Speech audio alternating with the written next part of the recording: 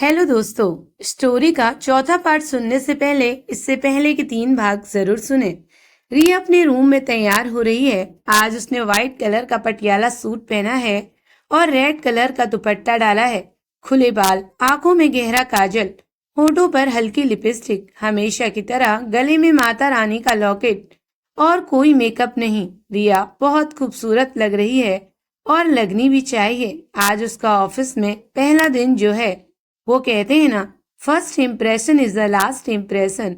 रिया खुद से, आज हम सबसे पहले मंदिर जाएंगे।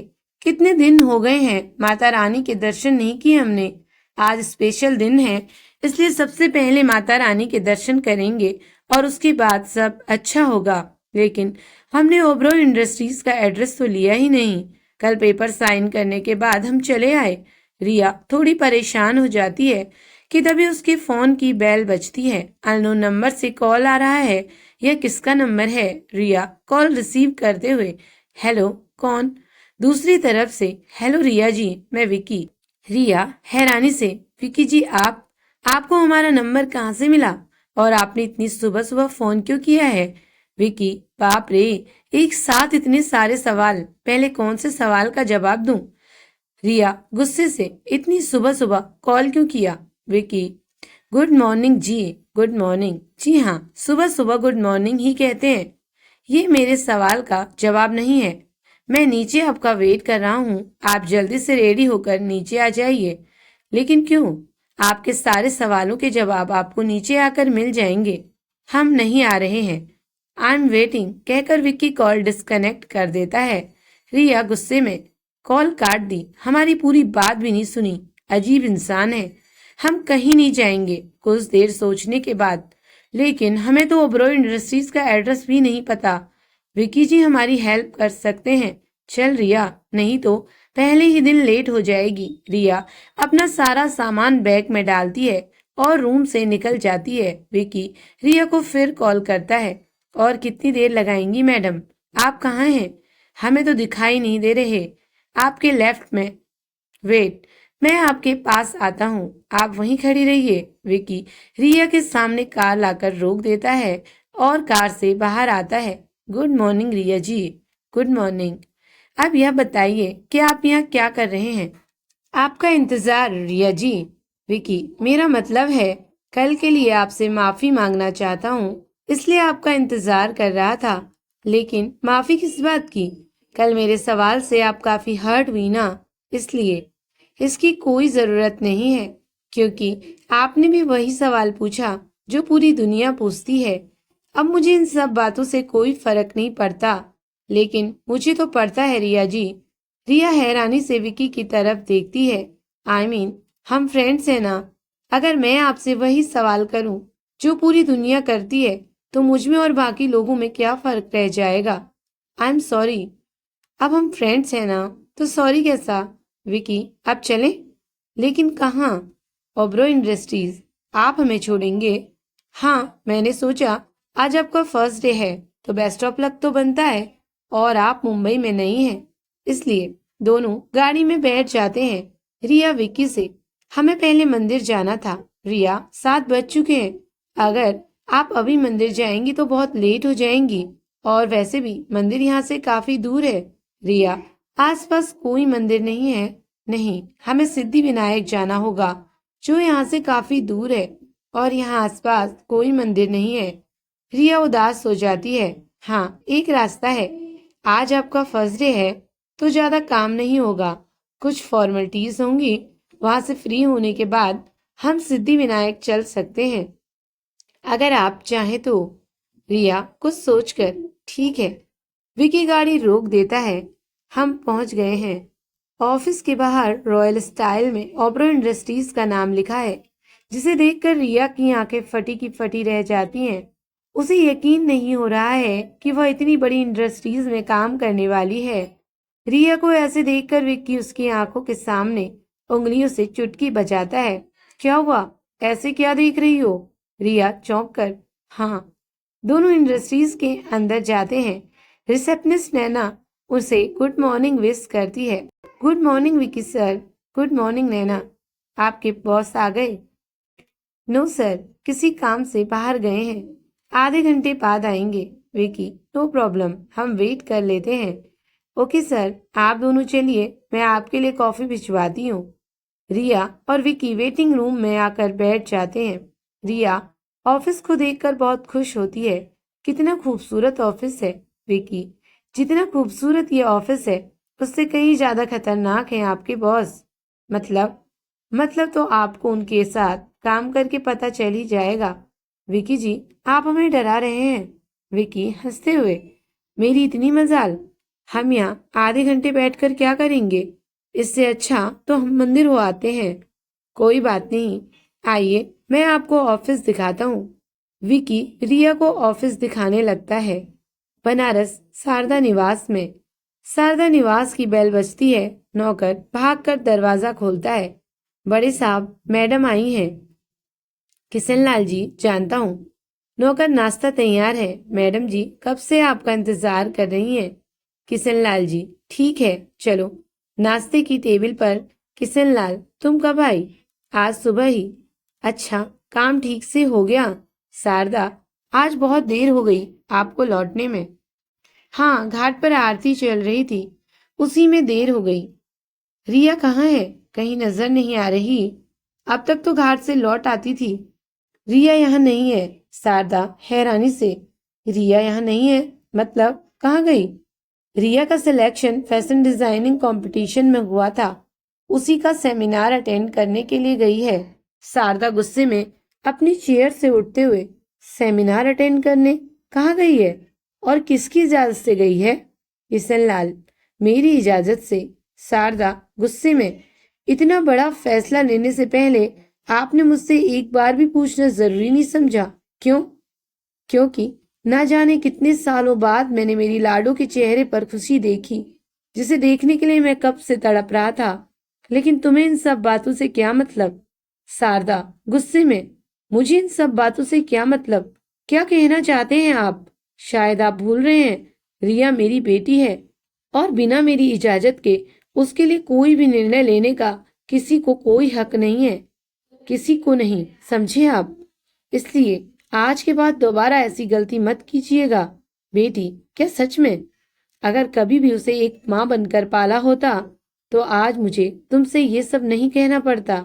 शारदा कोई जवाब नहीं देती और रिया को फोन लगाती है।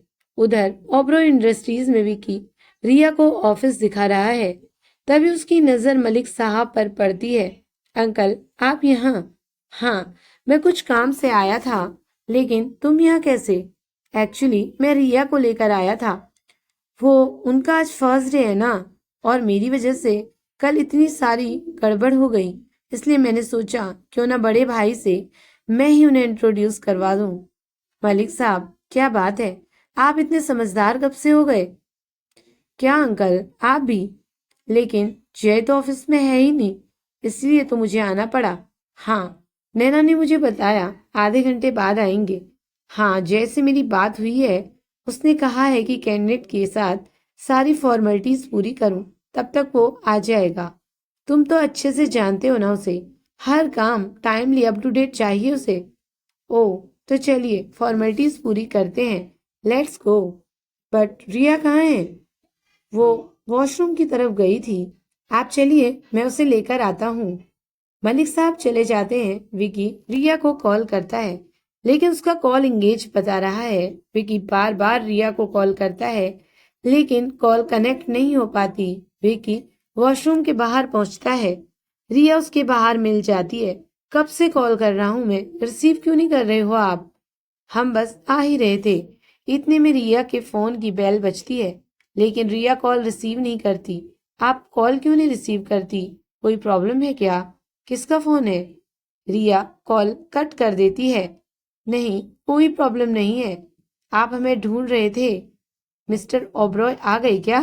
विकी, नहीं अभी नहीं आए, लेकिन उन्होंने मलिक अंकल से सारी फॉर्मेलिटीज पूरी करने के लिए कहा है। अंकल आ गए हैं, चलो मैं तुम्हें उनसे मिलाता हूँ।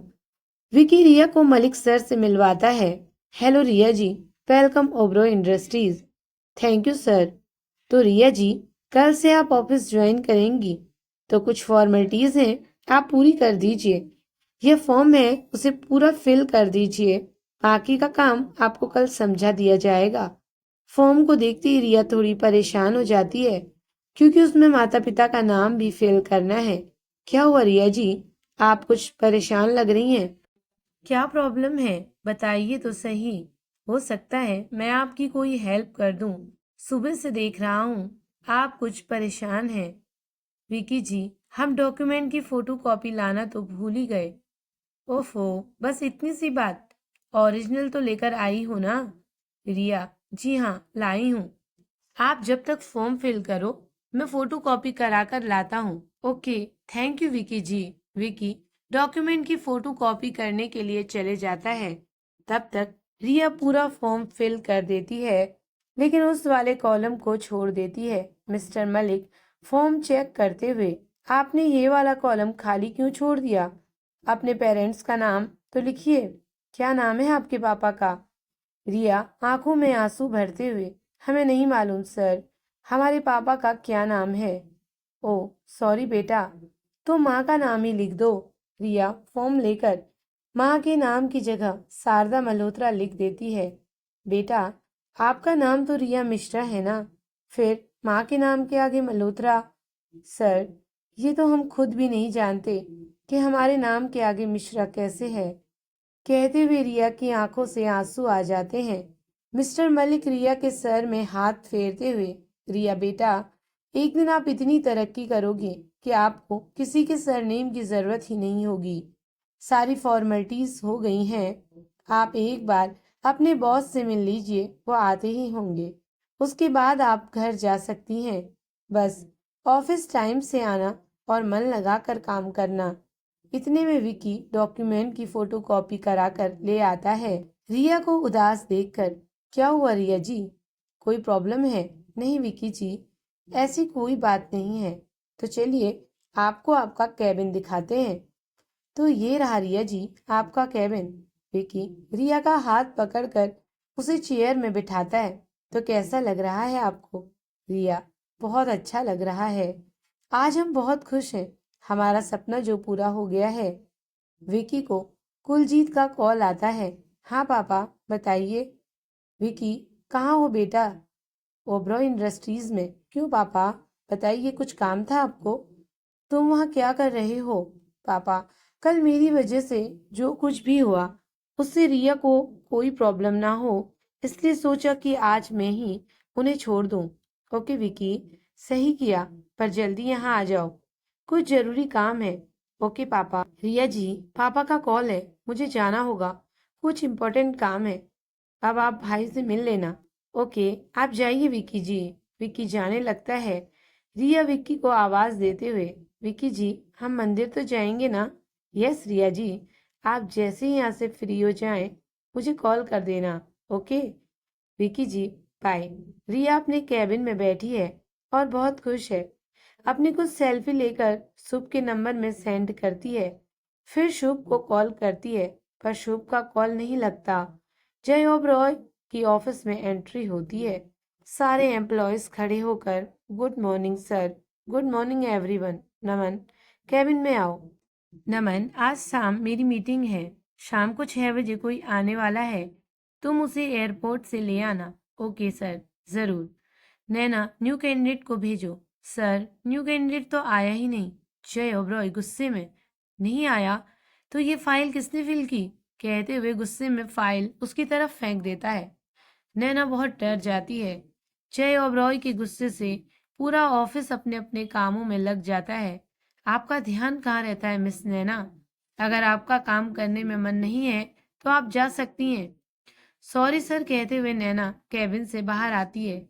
शोर सुनकर रिया वहां पहुंच जाती है। मे आई कमिंग सर? रिया की मीठी आवाज सुनकर जय ओबरॉय का गुस्सा जैसे पल में गायब हो जाता है। Yes, coming.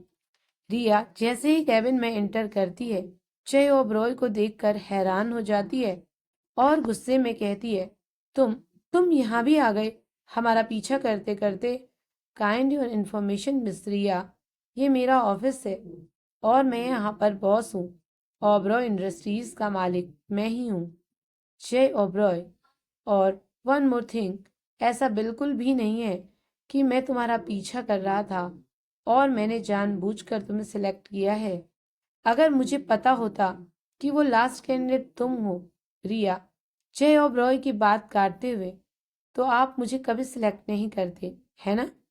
डोंट वरी, मैं आपकी गलती अभी सुधार देती हूँ। चुप, बिल्कुल चुप। कभी हमें भी बोलने का मौका दिया करो, बड़ी मेहरबानी होगी। कहते हुए जय रिया के होठों पर उंगली रखकर उसे चुप करा देता है। रिया जय को धक्का देते हुए थप्पड़ मारने लगती है, लेकिन जय उसका हाथ पकड़कर उसे अपनी तरफ खींचता है। ऐसी गलती दोबारा मत करना, वरना मुझसे बुरा कोई नहीं होगा। तुमसे बुरा तो कोई हो भी नहीं सकता। रिया जय ओबरॉय को धक्का देते हुए बाहर जाने लगती है। रिया, रुको, मेरी मर्जी के बगैर तुम इस कैबिन से बाहर नहीं जा सकती। अच्छा, इतनी बड़ी गलतफहमी। आपने ये सोच भी कैसे लिया कि मैं आपके ऑर्डर्स फॉलो करूंगी? मेरे ऑर्डर्स आपको फॉलो करने पड़ेंगे मिस रिया, क्योंकि मैं आपका बॉस हूँ। प्लीज सिट डाउन, मुझे आपसे कुछ बात करनी है। रिया सामने रखी चेयर पर बैठ जाती है। उस दिन एयरपोर्ट पर जो कुछ भी हुआ वह सिर्फ एक गलती थी। हमारा लगेज गलती से एक्सचेंज हुआ था, और कल होटल में मैं तुम्हारा पीछा करते हुए नहीं आया था, बल्कि सेमिनार अटेंड करने आया था। रिया जय की बात सुनते हुए, लेकिन आप ये सब कुछ हमें क्यों बता रहे हैं? आप मुझे गलत ना समझे, इसलिए मैं आपको बता रहा हूँ। रिया को जय पर गुस्सा तो बहुत आता है, लेकिन फिर वह सोचती है कि एक इंसान के कारण मैं अपने सपनों के साथ कॉम्प्रोमाइज नहीं कर सकती। और एक बात रिया जी, मैं पर्सनल और प्रोफेशनल बातें आपस में मिक्स नहीं करता। आई विश कि तुम भी ऐसा ही करोगी और काम में अपना बेस्ट दोगी। Okay sir. रिया के फोन में विक्की की कॉल आती है। रिया जी, मैं ऑफिस के पास से गुजर रहा था, मैंने सोचा एक बार आपसे पूछ लूं, क्या आप फ्री हो गई हैं? तो हम सिद्धि विनायक चल सकते हैं। जी विकी जी, ठीक है, मैं अंदर आता हूँ। हेलो मिस नैना, तुम्हारे बॉस आ गए? जी सर, वो अपने कैबिन में है। ओके सर, हम चलते हैं। ओके रिया, ऑफिस टाइमिंग तुम्हें पता है ना, सुबह 9 से शाम को 6 बजे तक। और एक बात, मुझे लेट आने वाले लोग बिल्कुल पसंद नहीं है, सो टाइम का खास ख्याल रखें। रिया खुद से बड़बड़ाते हुए, हमें तो आप भी पसंद नहीं है। कुछ कहा तुमने? रिया, नहीं तो। विकी कैबिन में आते हुए, गुड मॉर्निंग बड़े भाई। गुड मॉर्निंग विकी, आप यहाँ कैसे? वो मैं रिया को लेने आया था। चले रिया? क्या बात है रिया, आपका मूड ठीक नहीं लग रहा? नहीं, ऐसी तो कोई बात नहीं है। अगर ऐसी कोई बात नहीं है तो फिर सड़ी हुई शक्ल क्यों बना रखी है?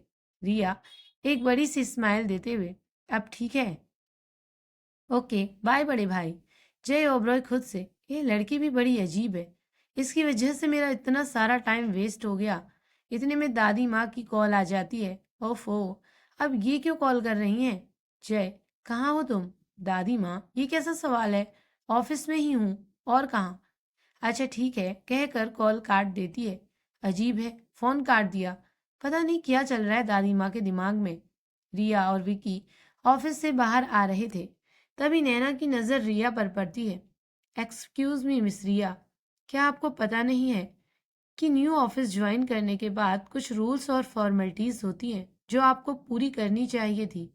आपने तो रिसेप्शन पर इन्फॉर्म करना भी जरूरी नहीं समझा कि आप नई कैंडिडेट हैं, जिसका हम कब से इंतजार कर रहे थे।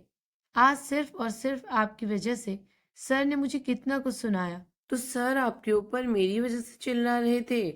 आई एम सॉरी मिस नैना, आपको हमारी वजह से इतना कुछ सुनना पड़ा, लेकिन यकीन मानिए हमने कुछ भी जानबूझकर नहीं किया। आप चाहें तो सर के सामने सारी गलतफहमी दूर कर देते हैं। उसकी कोई जरूरत नहीं है। रिया एंड नैना, सॉरी, इसमें गलती हमारी है। एक्चुअली रिया हमारे साथ आई थी, इसलिए सारा कंफ्यूजन क्रिएट हो गया। So sorry Naina. It's okay sir, आपको सॉरी बोलने की कोई जरूरत नहीं है। विकी और रिया कार में बैठकर मंदिर के लिए निकलते हैं। इतने में दादी माँ ऑफिस पहुंच जाती है। दादी माँ, आप यहाँ, अगर आपको कुछ काम था तो मुझे बुला लिया होता, आपको आने की क्या जरूरत थी? क्यों, अब मैं अपने पोते के ऑफिस भी नहीं आ सकती। ओफो, आप कैसी बातें कर रही हो दादी माँ। आप बैठो, मैं आपके लिए चाय मंगवाता हूँ। मैं यहाँ चाय पीने नहीं आई हूँ। मुझे सिद्धि विनायक मंदिर जाना है और तुम मुझे लेकर जाओगे। अब जल्दी से करो। प्लीज दादी माँ, मेरी एक इम्पोर्टेंट मीटिंग है, इसलिए मैं आपके साथ नहीं जा सकता। नमन से कहता हूँ, वो आपको छोड़ देगा। तेरी इम्पोर्टेंट मीटिंग कब नहीं होती? तुझे नहीं आना है तो मत आ, मैं अकेले चले जाऊंगी। दादी माँ गुस्से में जाने लगती है। क्या मुसीबत है यार, पहले इस लड़की ने मेरा टाइम वेस्ट किया, अब दादी माँ। दादी माँ, आप कार में बैठकर मेरा वेट कीजिए, मैं आता हूँ। दादी माँ मुस्कुराते हुए चली जाती है। जय नैना को फोन करके, आज की मेरी जितनी मीटिंग है सारी कैंसिल कर दो। Okay sir. विकी और रिया मंदिर पहुंचते हैं। दोनों गाड़ी से उतरकर मंदिर में दर्शन करने जाते हैं कि तभी विकी का फोन आ जाता है। हेलो। हाँ यूवी, बोल कैसा है तू? तेरी ट्रिप पूरी हो गई? वापस कब आ रहा है? वापस आ रहा हूँ नहीं, वापस आ गया हूँ। अभी आधे घंटे में फार्म हाउस पहुंच, पार्टी का अरेंजमेंट है। जल्दी से पहुंचना, वहीं मिलते हैं। बाय। अरे यूवी, मेरी बात तो सुन। यूवी कॉल डिस्कनेक्ट कर देता है। अरे यार, मेरी बात भी नहीं सुनी और कॉल काट दी। क्या हुआ विकी जी, आपको कुछ जरूरी काम है? हाँ रिया जी, आप दर्शन करो, फिर जल्दी से चलते हैं। विकी जी, इतने अच्छे माहौल में हम कुछ देर रुकना चाहते हैं। प्लीज आप चले जाइए, हम ऑटो से आ जाएंगे। अरे नहीं, पहले मैं आपको होटल छोड़ूंगा, फिर जाऊंगा। आपको यहाँ अकेले नहीं छोड़ सकता। विक्की जी, हम कोई छोटे बच्चे हैं क्या? प्लीज आप जाइए, नहीं तो हम कभी आपकी कार में नहीं बैठेंगे। अच्छा बाबा ठीक है, मैं जाता हूँ, लेकिन उससे पहले कैब बुक कर देता हूँ। कैब के आते ही आप होटल चले जाइएगा। उसकी कोई जरूरत नहीं है, हम ऑटो से चले जाएंगे। नो वे, यहाँ से होटल काफी दूर है, ऑटो से जाना रिस्की हो सकता है। विकी कैब बुक करा देता है। Okay Riya ji, bye. Bye Vicky. Vicky जाने लगता है। रिया विकी को आवाज देती है। Vicky ji, thanks. You are most welcome Riya ji. Riya Vicky को देखकर स्माइल करती है। विकी भी स्माइल करता हुआ चला जाता है। रिया फोन निकालकर शुभ को भेजा हुआ मैसेज चेक करती है। शुभ ने अभी तक मैसेज सीन नहीं किया है। रिया शुभ को कॉल करती है, लेकिन उसका फोन आउट ऑफ नेटवर्क बता रहा है। रिया दाई माँ को कॉल करती है। दाई माँ, कैसी हैं आप? हम बिल्कुल ठीक है बेबी जी, आप कैसी हैं? हम भी बिल्कुल ठीक है दाई माँ। आपको पता है, आज हम सिद्धि विनायक आए हैं दर्शन करने। अरे वाह बेबी जी, ये तो बहुत अच्छी बात है। दाई माँ, एक बात पूछूं? हाँ बोलिए ना बेबी जी, क्या बात है? वो आ गई है ना? हाँ, आज सुबह ही। हमारी वजह से वहां ज्यादा बवाल तो नहीं हुआ? नहीं बेबी जी, आपके नानू है ना, उन्होंने सब संभाल लिया था। नानू का कॉल आया था, लेकिन हमने रिसीव नहीं किया। आप उनसे कह दीजिएगा कि हम बिल्कुल ठीक हैं, हमारी चिंता करने की कोई जरूरत नहीं है, और वो अपना ध्यान रखें। जय और दादी माँ गाड़ी से उतर रहे हैं। दादी माँ आप चलिए, मैं आता हूँ। जय ओबरॉय कॉल में बात कर रहा है और दादी माँ मंदिर की तरफ जाती है। अचानक उनका बैलेंस बिगड़ जाता है, लेकिन रिया उन्हें गिरने से बचा लेती है। आप ठीक तो है ना? हाँ बेटा, थैंक यू। आप अकेले आई हैं? नहीं नहीं, मैं अपने पोते के साथ आई हूँ। वह गाड़ी पार्क कर रहा है। इतने में जय ओबरॉय भी आ जाता है। दादी माँ जल्दी कीजिए, मुझे देर हो रही है। जय की नजर रिया पर पड़ती है। तुम यहाँ? हाँ, हम यहाँ। क्यों? ओबरॉय इंडस्ट्रीज के एम्प्लॉयज को मंदिर आने की इजाजत नहीं है क्या? रिया की बात सुनकर दादी माँ को हंसी आ जाती है, लेकिन वह खुद को कंट्रोल कर लेती है। मैंने ऐसा कब कहा? तुम मेरी हर बात का गलत मतलब क्यों निकालती हो? दादी माँ दोनों की बातें सुनकर मुस्कुरा रही है।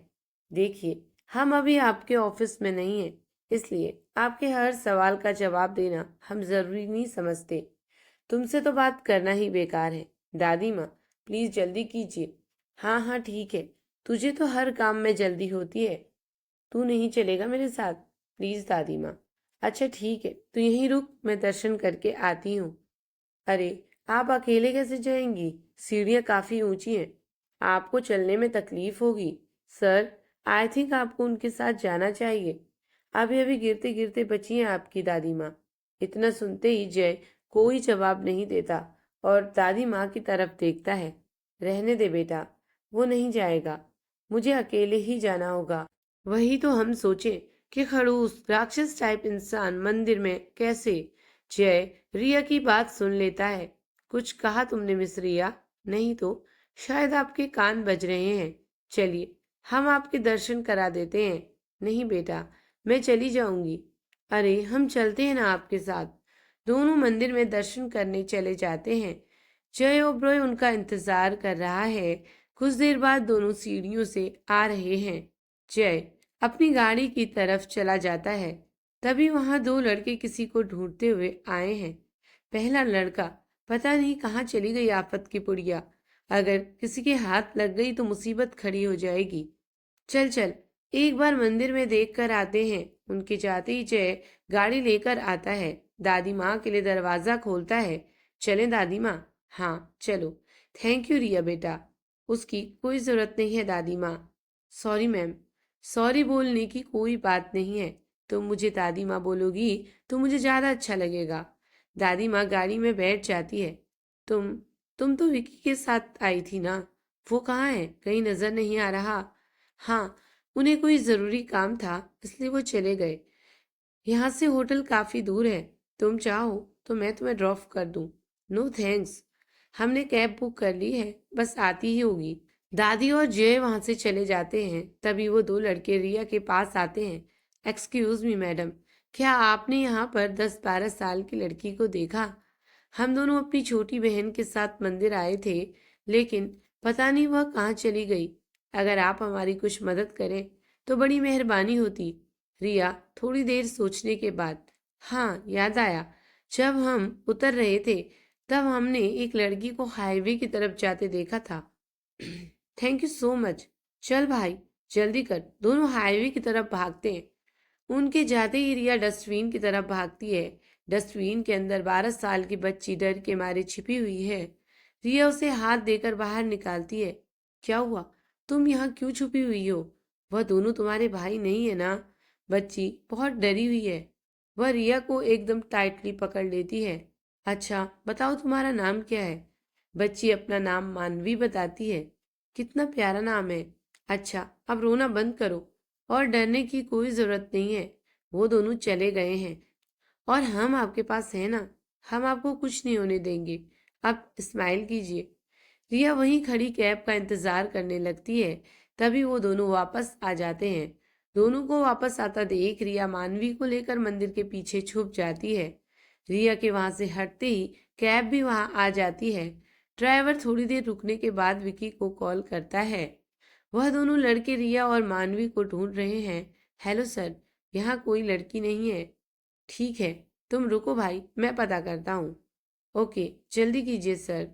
विकी रिया को कॉल करता है, लेकिन प्रिया का कॉल नहीं लगता। ड्राइवर फिर विकी को कॉल करता है। साहब, अब मैं और नहीं रुक सकता, पहले ही मेरा काफी टाइम वेस्ट हो चुका है। ठीक है, तुम जाओ। विकी फिर से रिया को कॉल करता है। वो दोनों लड़के रिया और मानवी को ढूंढ रहे हैं, इसलिए रिया कैब तक नहीं पहुंच पाती। दोनों लड़कों को रिया और मानवी नहीं मिलते। दोनों वापस जाने लगते हैं कि तभी रिया के फोन की बेल बजती है। विकी का कॉल है, ये देखकर रिया कॉल रिसीव करने लगती है। उससे पहले ही लड़का उसके हाथ से फोन छीन लेता है।